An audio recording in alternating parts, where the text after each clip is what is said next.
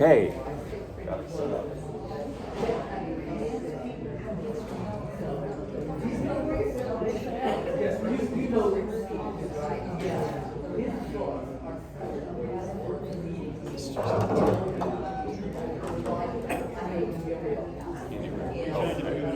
That's okay. Just a little bit. Yeah, thank you. You need help? I'm good. No, I think I got it. Thank you.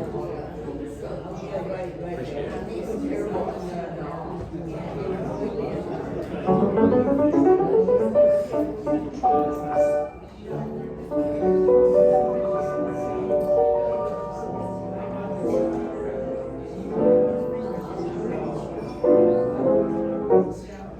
So, good evening.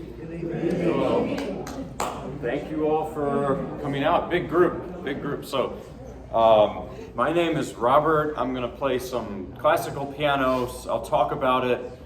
I'm still doing this violin thing. I have new pieces for you today, several, then several not so new ones. But to start, I want to been having fun with this, improvise. And today I thought I'll just ask you to give me a few notes, and then I'll just do a very free improvisation. I don't know what it will be. I think last time I said, I would parody a composer or something. But so let's just pick like 3 or 4 notes and make them interesting. Like give me some sharps and flats. Okay, you want B minor. Okay. So we have that. Okay, give me a couple more notes, please. F sharp. Okay, F sharp. So like that. Okay, any others? B minor. Oh, we have, okay. More? We only have 2 so far. F sharp. Okay, we have F sharp. Need like 2 more. D, okay. Okay, now something that's a little, you say F? D major. Then we go to D major. Okay, how about one more? I just need one more. So, what is it? A minor. Oh, and then we go to A minor. Oh, that's, I like that. Okay, so here it is. That's a strange, in a good way, transition. So let's see what happens.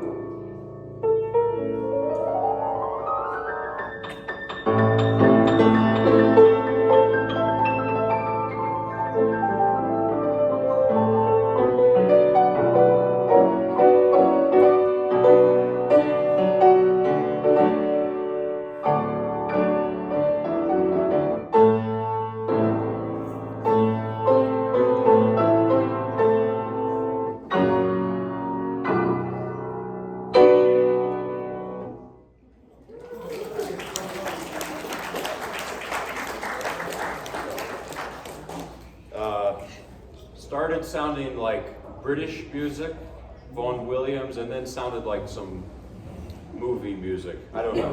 All right, British movie music. All right, now I'm going to do this very long piece to start. I mean, this will be like half of the thing tonight or more. I think I did this several months ago, which is I'm doing the first movement of Beethoven's Violin Concerto. But it's arranged for piano by Beethoven himself. So, and there's a little story behind why we have the piano version. Yeah. So Beethoven, he wrote the Violin Concerto in 1806. And Franz Clement was the name of the violinist who did the first performance. And to put it mildly, the first performance did not go well. All right, it just didn't.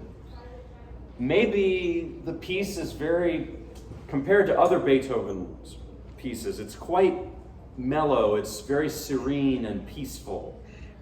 And maybe the audience didn't get it. It's also very long. So some people maybe fell asleep. And I hope you won't. I don't think you will.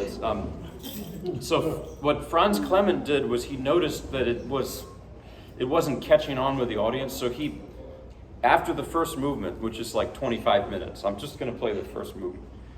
He turned the violin upside down and improvised a country fiddle tune to wake everyone up. And then finish, yeah. So it's really bizarre. But it was later, after Beethoven's death, that the piece became very much loved. Starting with Mendelssohn, really. Brought it in the 1830s, brought it to the public eye. But so Beethoven noticed at the time, in 1806, he noticed that it didn't go so well. And he actually got some advice from his buddy Muzio Clementi, another great composer, Italian composer. Clementi said, why don't you, make an arrangement for piano? So Beethoven did. And it's very interesting that he did that because not many people play the piano version. It's sort of an auxiliary thing, although I heard like the great Daniel Barenboim played it and several other big name pianists, but it's not done all that much on the piano. Interesting. I think it's come back to the violin as its thing. So now, someone asked me, well, why would you play this on the piano when you can just have it on the violin? I told you my phase that I'm in now, which I love the violin, but I'm too lazy to learn how to play the violin, so I do this. But here's the curious thing about this piece, and it gets to the issue of what is the pure and authentic version of a piece of music. The answer is there may not be one absolute. Yeah. So a cadenza is a place for improvisation. That's why maybe I started noodling, right? Concertos have spaces where the soloist just improvises. Beethoven normally, even though he was a great improviser, he normally would write out cadenzas for concertos. He did not write cadenzas for the violin concerto. Just didn't. Most violinists play Fritz Kreisler's cadenzas, which are beautiful, but the funny thing is for the piano version, Beethoven did write cadenzas. So I'm going to play this massive cadenza. It's crazy. It's for piano and timpani. So I have to sort of imitate the timpani by doing something like that.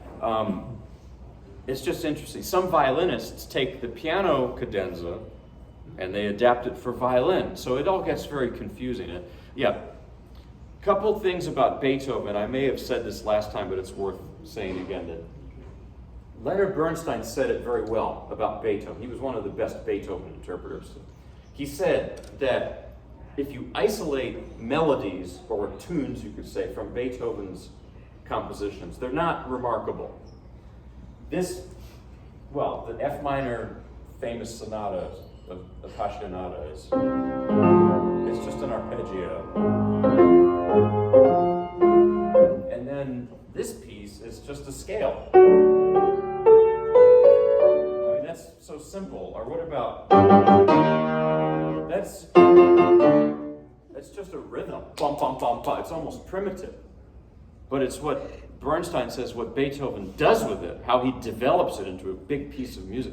That's magic how he does it. And it's incredible. Finally, I had a teacher in school who said Beethoven is Tolstoy in music. What on earth? And I like that because he went to explain. He said that there's a lot of music and literature that's beautiful, but there's not a lot that goes into the realm of ethics, he said. What he meant was that touching that part of what it means to be human, maybe. So Beethoven will do that. Here's an example in Tolstoy. Tolstoy writes in his essay, What is Art? He said, why do we even bother with the arts when there's so much suffering in the world? It's a valid question. You look at the news, why do we even bother with music? And he was describing the backstage of an opera house, the commotion and the fuss.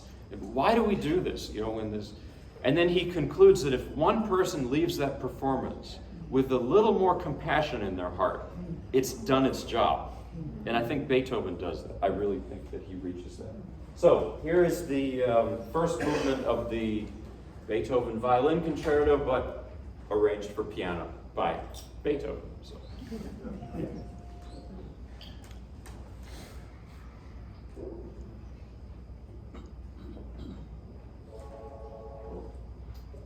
Trill.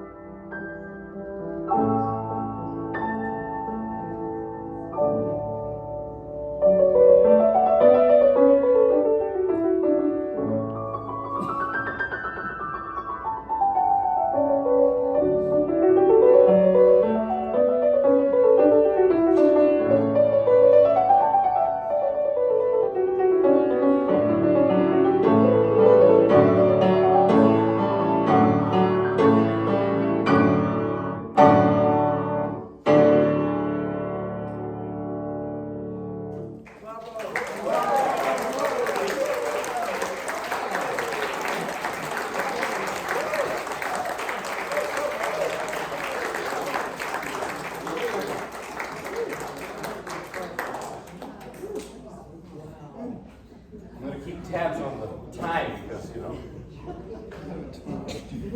A couple more things about that piece that I forgot to mention. Well, Beethoven would, you wouldn't hear a first movement. That's just the first movement. You wouldn't hear such a long first movement. I think part of it is, before Beethoven, because it was the post-French Revolution mindset. It's a whole different era. And Beethoven was unlike any composers before him. He was sort of a free agent. He didn't work for the court like Haydn did. Well, Mozart was sort of self-employed, but Beethoven, and it was also, he had this image of himself. He was the sort of romantic era hero. And part of that is the length. It couldn't be shorter because that last page where it ends quietly, it's a journey that you go through with Beethoven, I think. What else would I forgot to mention, maybe the most important thing about this piece was he wrote it exactly at the time that he was coming to terms with his deafness. So this piece is, I think it's very philosophical. It's a piece about acceptance. And we all have things we can, in life we can relate to in that sense. Maybe not quite as dramatic as Beethoven, a great composer, losing their hearing, but how do we make peace with these things that life throws at us? So anyway, I was so excited that there's this alternate version of it because, I love old recordings and every great violinist has played this. Fritz Kreisler, Misha Elman, Nathan Milstein, David Oistrakh, etc., etc. They all played this, and their recordings are just, it's almost a shame to play it when those recordings exist. But hey, I don't play the violin, so I can, imitate. So a piece I've done here before, I'm going to play some short pieces now. Everything's shorter than that. In that time, you could drive to Durham and park. Yeah, it's the length is really, yeah.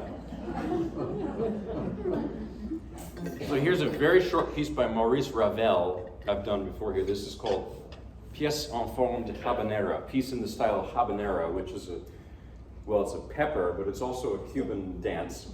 Cuban, but Spanish, really. And it originates from Havana with this rhythm. Opera fans, Carmen has one. Because it was a popular dance at the time. But Ravel, of course, does something very different than Bizet to it. Ravel liked Spanish flair to a lot of his music because he was Basque. I think I may have said mistakenly before that he was Gascon. I was wrong. He was Basque. He was born in the Basque region of France. His mother was a Spanish speaker, so actually his first language was Spanish. So go figure, a piece like Bolero or something. That's Ravel.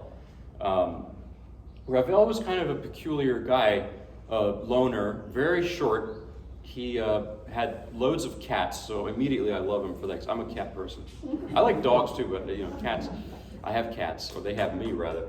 And, and he chain-smoked Gauloise cigarettes, which are, they're very harsh and they're unfiltered. I don't know, I've never tried one, but I've just heard. So, anyway, but Maurice Ravel, actually, now we accept him as one of the greats, but at the time, he was much maligned. Like, Fauré, his teacher, said in a letter, "Your string quartet," which was a birthday present for him, "your string quartet is an utter failure. Every note is a disaster." So, I think of the Impressionist painters who, in their time, people said they need glasses. Really. And it's only later, like after they died, that it's kind of sad sometimes when you think about it. Beethoven, too, was sort of struggled in his lifetime. It was later. Bach, by the way, J.S. Bach was unknown. His sheet music was being used to pack meat at the time. I'm serious. And they've lost so much of it. It was later that his music became. So it's sad sometimes how that goes. Anyway, but let's not be sad. So here's Ravel. This is not a sad piece. It's quite lovely and colorful and nice.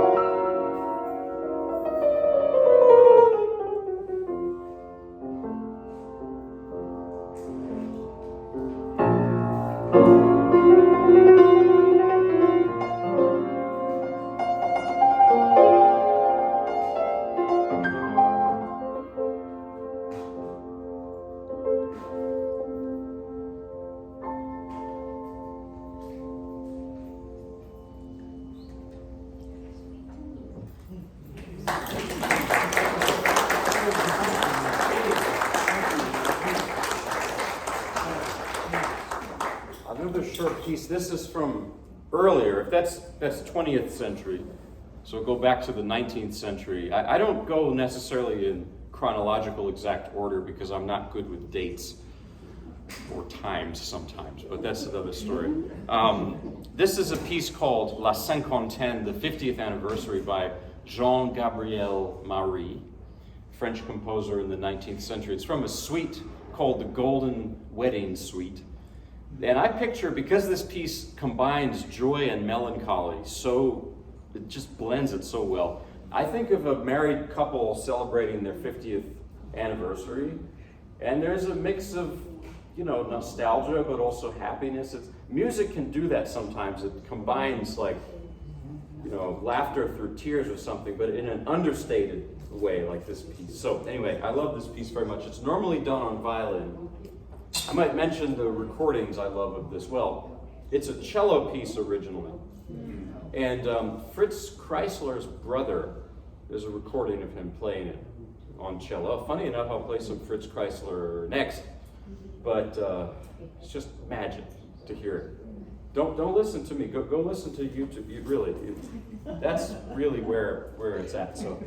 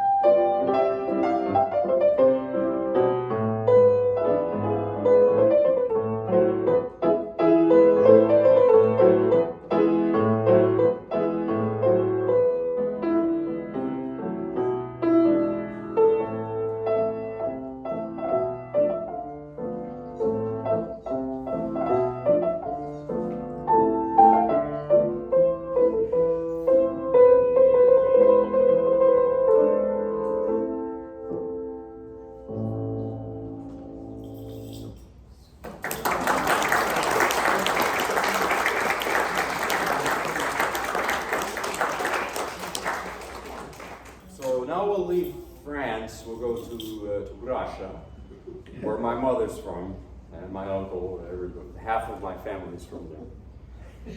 Glad to be out right now, obviously. But I'm going to play a piece by Tchaikovsky, Pyotr Ilyich Tchaikovsky. I don't really speak Russian. It's just very embarrassing because Russians, relatives and friends of my mom, they start speaking to me in Russian, you know, "Здравствуйте, как дела?" And I say, "Я не говорю по-русски." "What's the matter with you? Why you don't speak Russian?" So, and I had a Russian teacher, Vladimir Vyardo, very Russian. So, but anyway, back to Tchaikovsky, I'm going to play a piece. It's a melody in E-flat major. It's originally a violin piece, and I've just learned it in the last, I don't even want to say how recent, but we'll see what happens. But I love Russian music. I love Tchaikovsky because it feels just very natural. I would say, even though I don't actually, I'm trying to learn Russian, you know, but I'm getting there. I can do the accent, I think. But it feels, the language and the food and the music feels very familiar to me always. It just feels like home. By the way, I don't like advertise businesses, but I'm going to. They don't give me any sponsorship or anything. There's a Russian grocery store in Cary called Golden Hex. Oh, just go. You won't regret it. And then there's an Uzbek restaurant I've been going to called Silk Road. It's Russian food, is pretty much. Okay, I don't know why I'm talking about this. This is Tchaikovsky. All right.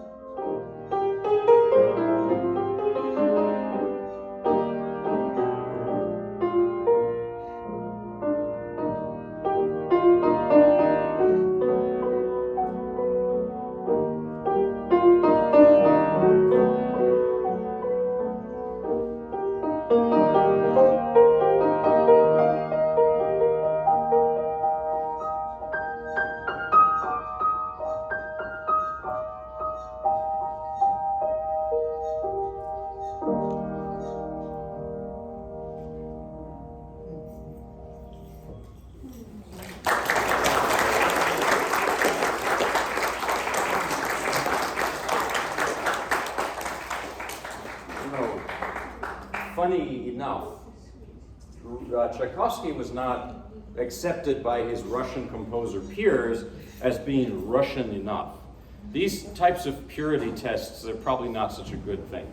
But people like Mussorgsky or Borodin, they saw themselves as being much more, rustic Russian. They used folk music more than Tchaikovsky. Tchaikovsky, they saw him more as a French or more of a French-style composer. I don't know. It sounds. At the end of the day, what's great about music is music doesn't have a nationality, but there is definitely an influence. I mean, for sure. So, okay, now what am I going to do now?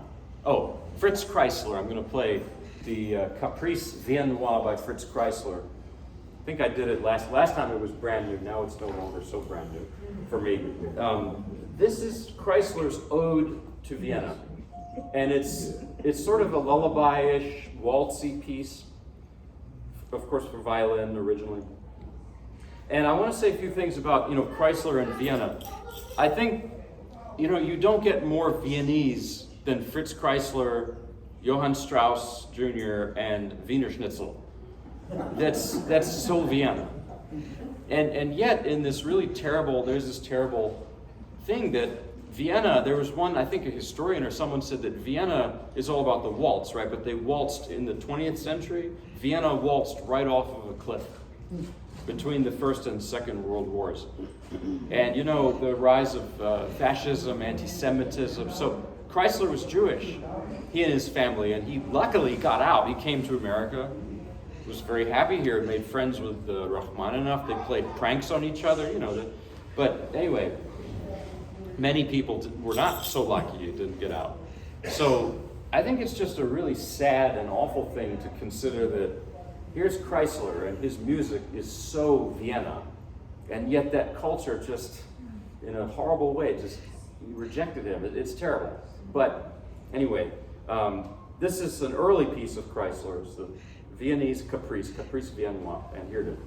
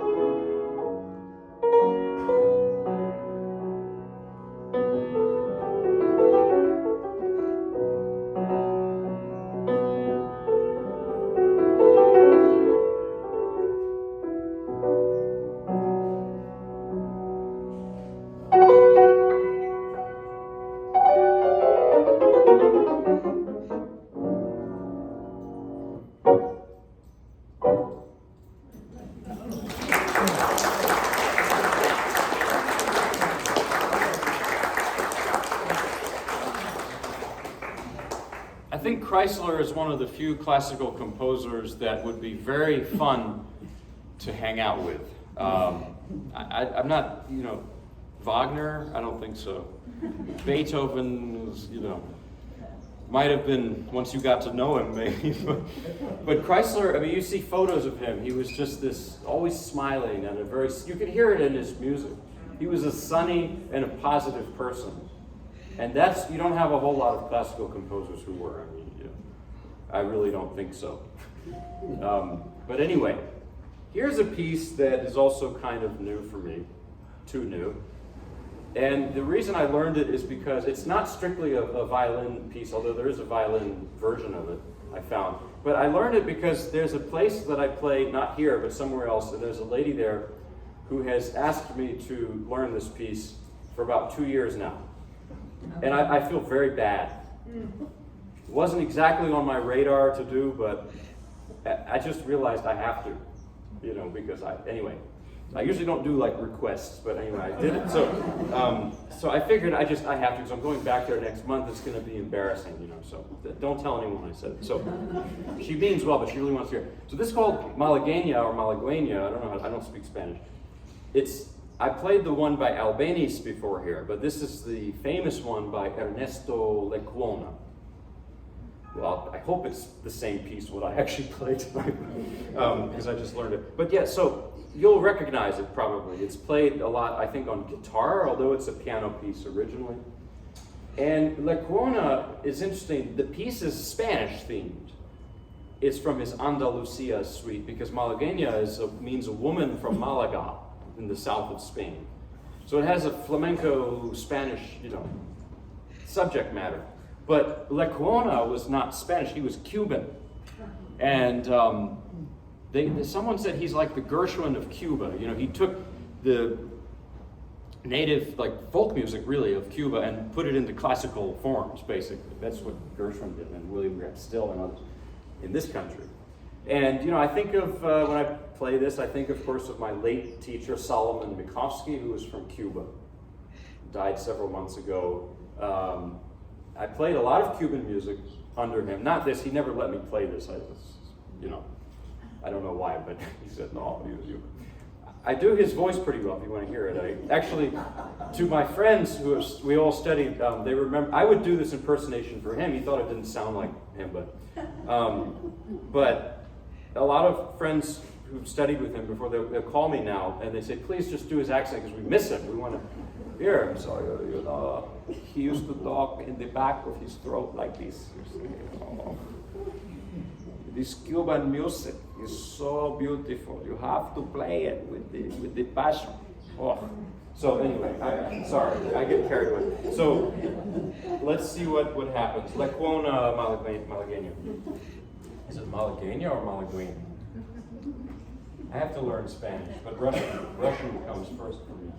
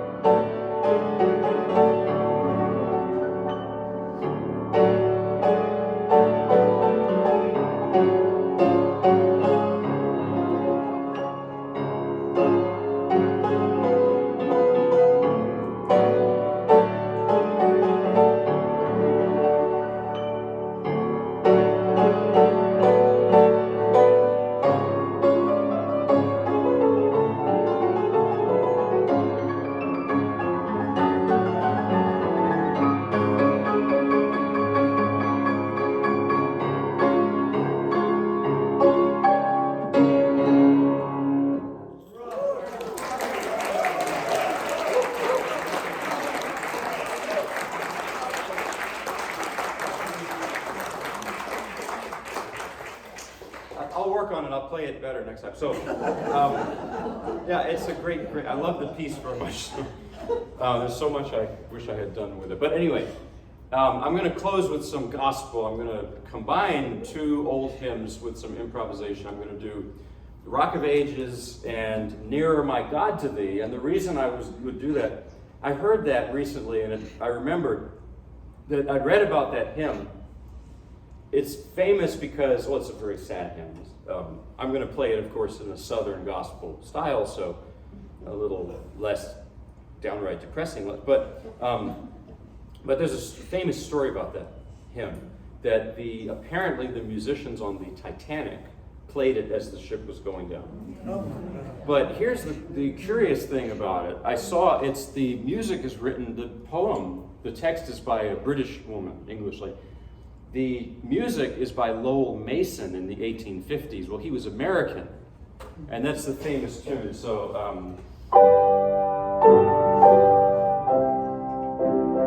but I was reading on the Titanic, that's probably not what was played. It was probably Proprio Deo, which is the same text, but a melody by Sir Arthur Sullivan of Gilbert and Sullivan. It was a very common English Methodist hymn. Let's see if I can play it, because it's just interesting to hear it. It's a different tune. I'll just play it real quick. This is the one that was probably played on the Titanic.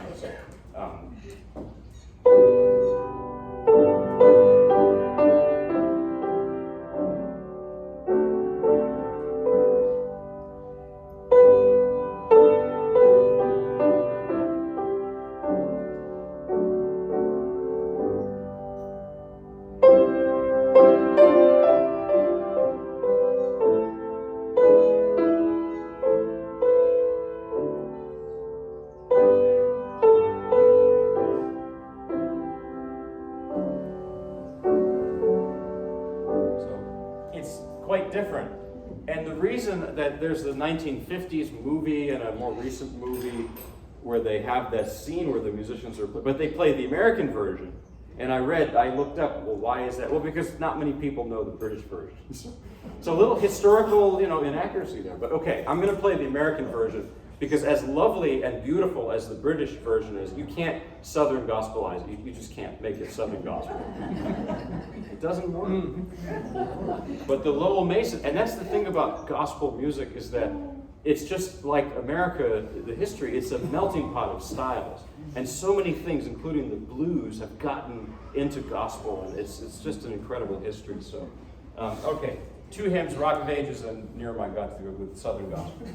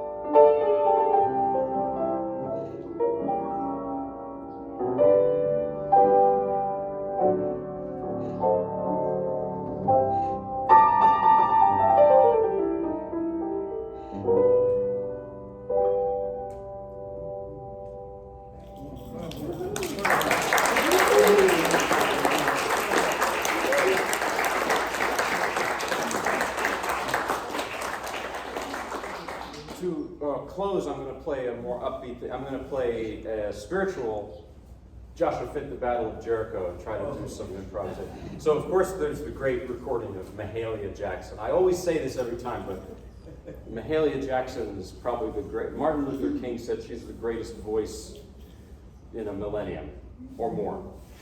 And they were very close, and she even sang at his funeral. He requested. So, but I played something in the style of, I mentioned Mahalia Jackson somewhere and someone laughed. This is not here. And I was really upset because, but I realized they probably thought I had said Michael Jackson. Very, very different. But I just want to be clear, this is Mahalia Jackson. Different.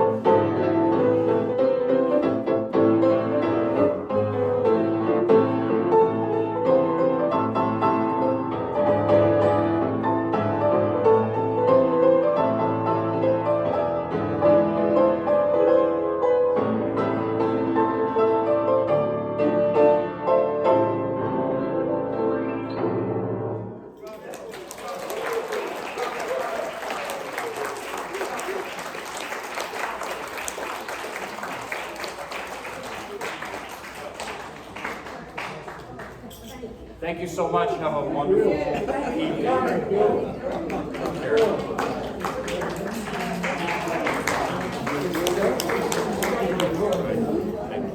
Right in the front here. Grab this thing.